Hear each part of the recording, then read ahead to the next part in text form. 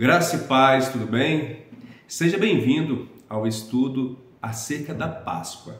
Eu sou Márcio José e estaremos a partir de hoje, juntamente com a equipe da EBD, trazendo um ensinamento acerca da Páscoa. Por que nós cristãos comemoramos a Páscoa?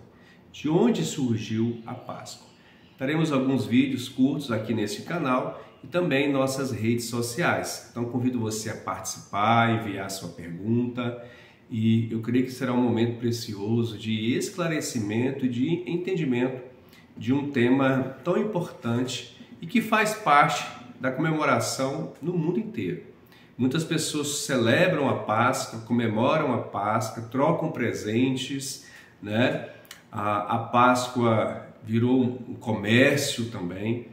E nós vemos as pessoas dando presente, né? Ovo de chocolate, né? Ovo do coelho da Páscoa. E nós queremos trazer para você um ensinamento bíblico acerca desse tema.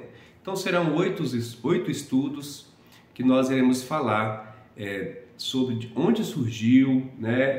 Qual foi a primeira Páscoa. Nós vamos falar Jesus, qual o papel de Jesus na Páscoa, né? Jesus e a Páscoa da Nova Aliança, e também fazer um paralelo de como que está a Páscoa hoje, tá certo?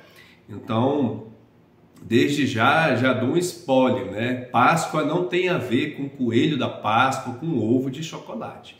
Isso aí é algo que foi criado para aquecer o comércio, né? E virou algo cultural, mas que foge do princípio da Páscoa, o que é a Páscoa. Então vamos lá. Então a Páscoa, ela surgiu no Antigo Testamento e está lá em Êxodo capítulo 12, quando Deus libertou o povo de Israel da escravidão do Egito e exigiu um sacrifício pascual, né?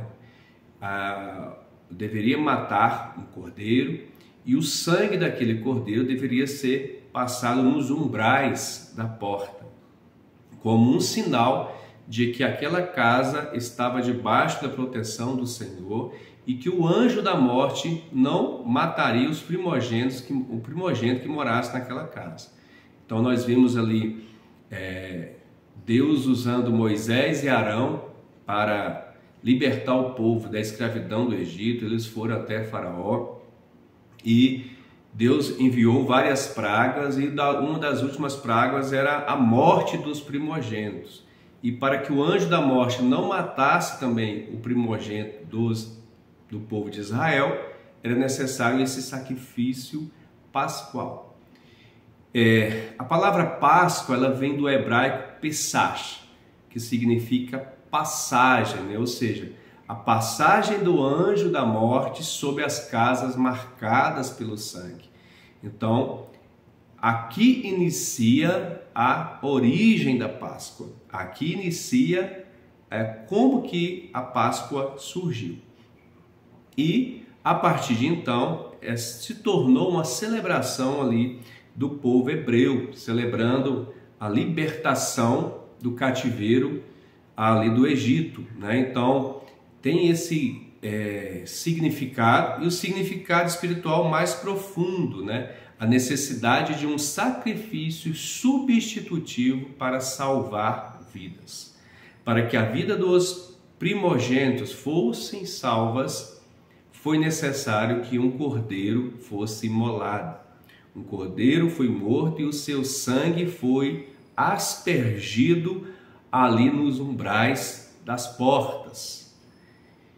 E essa Páscoa do Antigo Testamento aponta para a Páscoa da Nova Aliança. Jesus, ele foi o cordeiro substitutivo.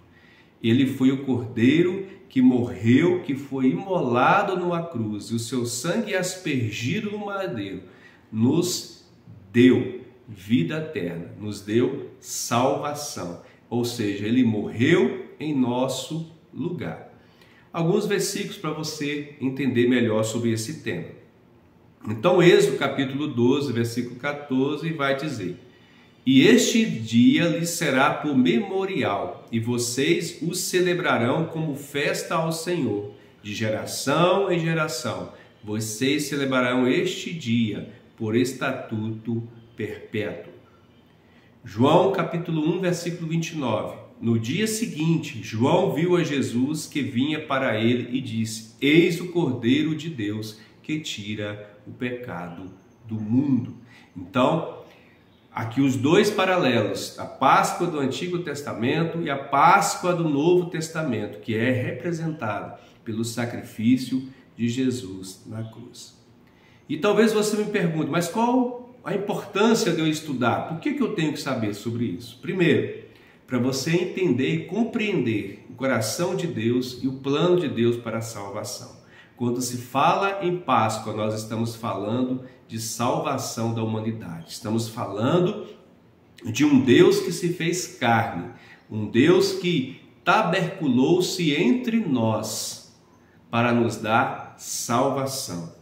A Páscoa, ela não se limita a uma comemoração cultural ou histórica. Ela aponta diretamente para Cristo, ela aponta diretamente para Jesus. E nós vamos ver, durante toda a história bíblica, o cumprimento da Páscoa, o cumprimento da palavra. Então, estudar a Bíblia, estudar esse tema, nós vamos aprender a valorizar a obra redentora de Jesus, que não apenas nos liberta da escravidão do pecado, mas nos concede vida eterna. E vai nos ajudar a termos argumentos, propriedades para discernirmos aquilo que é tradição humana, aquilo que é cultural, daquilo que realmente significa a Páscoa. Então, e a gente vai poder mostrar para as pessoas o real significado, mostrar aos nossos filhos, mostrar às pessoas que moram conosco que a Páscoa não tem nada a ver com esses símbolos modernos da Páscoa, o coelho, o ovo, né? O que tem a ver, a Páscoa é o sacrifício de Jesus. Lá em Romanos 6, 23 fala: porque o salário do pecado é a morte, mas o dom gratuito de Deus é a vida eterna, por Cristo Jesus, nosso Senhor. Hebreus 9, 22 diz: de acordo com a lei, quase tudo é purificado com sangue, e sem derramamento de sangue não há perdão.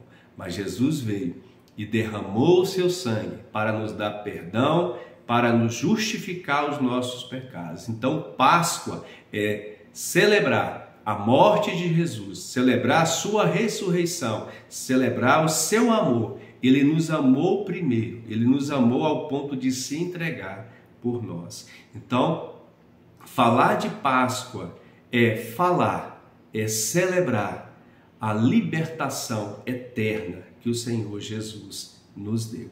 Amém? E lá no Novo Testamento nós vamos ver Jesus ali participando da ceia, né? Celebrando a última ceia. E nessa última ceia ele instituiu a nova aliança em seu sangue. Ele se declara ali o Cordeiro Pascual perfeito, né? Cuja morte e cuja ressurreição cumpririam de uma vez por todas o significado da Páscoa. E quando ele morreu, o véu do templo se rasgou, ou seja, aquilo que separava o homem de Deus, ou seja, o pecado que nos separava. Através de Jesus, nós temos livre acesso ao Pai. Então, finalizando esse estudo rápido, a Páscoa ela é muito mais do que apenas uma data em um calendário. Ela é um convite para nós refletirmos sobre o sacrifício, sobre o amor de Deus para a comunidade, enviar o seu Filho para se tornar o Cordeiro perfeito, o Cordeiro Pascual que morreu em nosso lugar. É aquele que veio para mudar a história da humanidade, para resolver de uma vez por todas o problema do pecado. Amém? 1 Coríntios 5, 7 fala: expurguem o velho fermento para que sejam novos pães sem fermento, assim como vocês são puros, porque Cristo, nossa Páscoa, foi sacrificado por nós. Então, a Páscoa é Cristo, Jesus, que morreu e ressuscitou para nos dar perdão, para nos dar restauração. Que Deus te abençoe e que a partir de hoje, se você ainda não tinha esse entendimento, que você entenda de uma vez por todas e que você comece a mostrar a outras pessoas qual é o real significado da Páscoa, tá bom? Que Deus te abençoe. Aguardamos vocês nesse mesmo horário amanhã para participar do próximo estudo acerca desse tema. Se você gostou, não esqueça de curtir essa mensagem, comentar e compartilhar também. Que Deus te abençoe em nome de Jesus.